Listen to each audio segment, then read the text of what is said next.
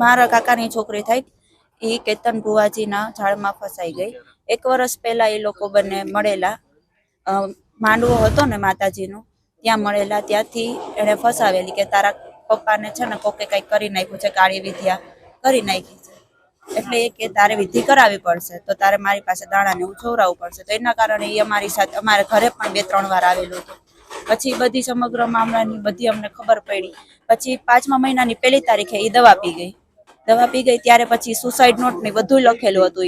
એ અમે ત્યારે ફરિયાદ કરી હતી, પછી એની સારવાર થઈ, સરખી થઈ ગઈ। પછી મારા મોટા બાપુના ઘરે રાખી એને, તો ત્યાંથી વહી ગઈ કેતન સાગઠિયા ભેગી। ત્યારે એવું જ લખ્યું હતું કે કેતન સાગઠિયા મને શારીરિક ને માનસિક રીતે હેરાન કરે છે, મારા પૈસા લઈ લીધા છે, હવે મને ક્યાંયની નથી રાખી। બેન ઓલરેડી 2-3 તો ઘરવાળી છે।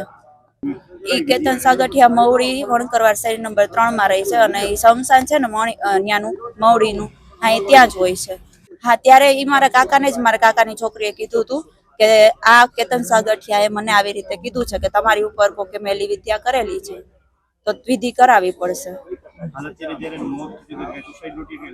અત્યારે તો અમને કઈ મળ્યું નથી, કેમ કે અત્યારે એ લોકો હતા, અત્યારે અમને કઈ એનો ફોન એ લોકોએ ગાયબ કરી દીધો છે।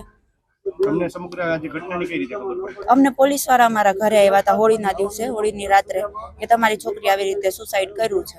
તો પછી અમે અહીંયા આવ્યા હતા।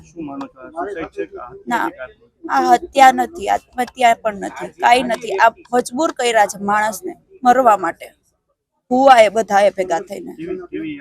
એને સજા તો વહેલી તકે જ થવી જોઈએ, અને બીજી છોકરીઓને કોઈને ન ફસાવે, બસ અમારી એટલી જ માંગ છે। અમારી તો ગઈ, પાછી નથી આવવાની હવે। મારી દીકરી ભુવાએ વસ્તુ એવી કરી નાખી હતી, એની જાળમાં ફસાઈ ગઈ હતી। મારા ભાણેજ સાથે 1-2 વાર ગઈ હતી ત્યાં, પછી ત્યાં દાણા જોઈને કે તારા પપ્પા મરી જશે, એ માટે કાળી વિદ્યા કરેલી છે। તારો નાનો ભાઈ જે કલ્પેશ, જેને થેલેસેમિયા બીમારી છે, એને માટે કરેલું છે, તું વિધિ કરાવ, તારી માટે પૈસાનો વરસાદ કરાવી નાખશું। એ તણામણી કરીને મારી દીકરીને બોલાવીને અને પહેલાં 1 વાર દવા પીવડાવી હતી, અત્યારે વધારે દવા પીવડાવી દીધી, અને મારી છોકરી અત્યારે અવસાન પામેલ છે। મારી દીકરી પહેલા વાત કરતી, પછી છેલ્લે કરતી હતી વાત કે પપ્પા આપણું સારું થઈ જશે, વાત તો કરતી હતી, તમે ના પડ્યું પણ ન થાય, કુદરતના હાથમાં છે આ બધી। તમારી દીકરી કઈ રીતે સંપર્ક? ત્યાંની પેલા ભાણેજ લઈ ગયો હતો ત્યાં જોરાવા, પછી ભાણેજ દીકરી કે ના રોજ એકાત્રે મંગળવારે જવા માંડી શમશાને પૂછ્યા વગર, જે ભુવા એને તોડી દીધી અને જાલમાં આવી ગઈ। પૈસા તો મારી લોન ઉપાડી પણ એને દીધી ખબર નથી, એને એક મારી 3 લાખની લોન હતી, પછી એને પોતાને એના હાથે લોન ઉપાડીને ક્યાં નાખી હજી સુધી ખબર નથી। મારી લોન ઉપાડી કે પપ્પા મારે ફી ભરવા છે, નર્સિંગનો કોર્સ કરો ભરી હતી, પછી બીજી લોન ઉપાડીને ક્યાં નાખી એ હજી ખબર નથી। તમારી માંગણી શું? મારે ન્યાય જોઈએ છે, મારી દીકરીને તાત્કાલિક સજા પડવી જોઈએ।